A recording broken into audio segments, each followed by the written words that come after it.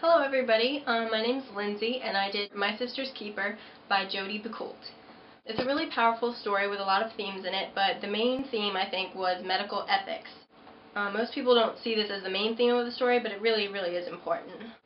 And also I think it related a lot to chapter 16 of our textbook, Sustainable Marketing, Social Responsibility, and Ethics.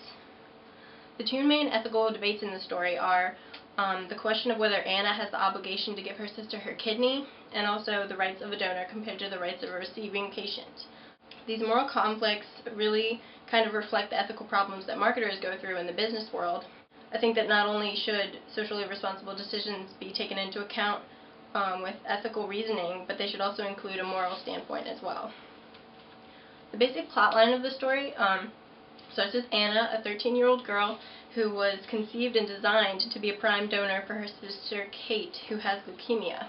Anna sues her parents, Sarah and Brian, for the rights to her own body, since she had no say in undergoing previous procedures for Kate, so she wishes to have the right to decide. Anna's lawyer, Campbell, argues that there is a difference between what is legal and what is moral. Morally, Sarah, the mother, believes that Anna has an obligation to do what only she has the ability to do, which is to keep her sister alive. Legally, however, she has no such responsibility. When Sarah speaks in her defense, she says that she did the best she could to give a good quality of life to both her daughters by trying to save Kate while putting Anna at as little risk as possible. This kind of reminded me of the social conscience aspect, in which companies apply high standards of ethics and morality when making economic or corporate decisions, regardless of what the law says, what the system allows. Sarah's doing a similar thing, I think. She's trying to keep the highest quality of life for both of her daughters, from a moral standpoint at least, regardless of what the law says. I have a pretty emotional attachment to this story, actually, because I have a twin who I share identical DNA with. And though it's a little different because Anna and Kate aren't the same age, they're different, but they do have the same DNA. Anna does say that she has a very strong attachment between her identity and her sister's identity. I believe in my situation, like, that would be a little different if my sister had cancer, because I wasn't conceived to save my sister's life. I feel that I have an identity which Anna feels she does not, so I think my reaction would be a little different than Anna's. Though Sarah is supposedly trying to do what is best for her daughters, she does not see Anna's rights and needs from a personal, individual perspective. She only sees Anna as she is in relation to Kate. Sarah represents Kate's rights, whereas Campbell represents Anna's. I think these arguments kind of relate to the concept of the consumerist movement, where the buyers really didn't have all that many rights and sellers had a lot more rights, in the same way that Sarah sees Kate as having more rights than Anna.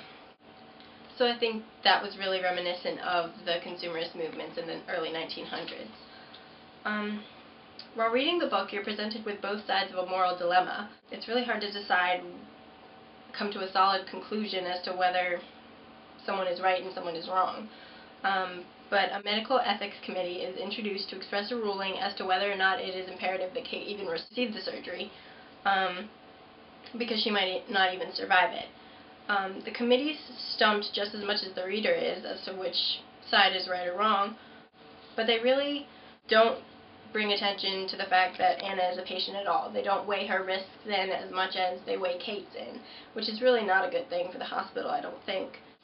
We know that businesses, whether for-profit or not, should maintain codes of ethics as well as corporate marketing ethics policies, broad guidelines that everyone in the organization must follow. But the hospital doesn't seem to have strong guidelines in representing its donors as well as its patients. The difference in the story is really blurred between what's right and wrong, and the debate is never quite resolved. The reader is really left to his or her own devices to decide what Anna should do. And in the long run, unethical behaviors in marketing and management typically harm the company, its consumers, and society itself. Luckily for the hospital, the main ethical resolution for Anna's rights and Kate's life lie in the hands of her parents rather than the committee. Had the institution been faced with deciding between the rights of its two patients, it surely would have caused chaos in the media as to whether they sided with morality or with the legal system.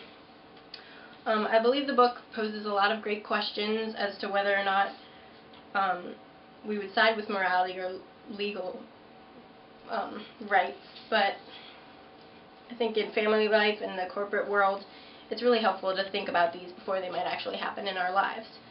A code of ethics was not only pivotal in the deliberations of the ethics committee, but also in the proceedings of the Fitzgerald family throughout the novel, as it should be in the hearts and minds of families worldwide. Thank you very much.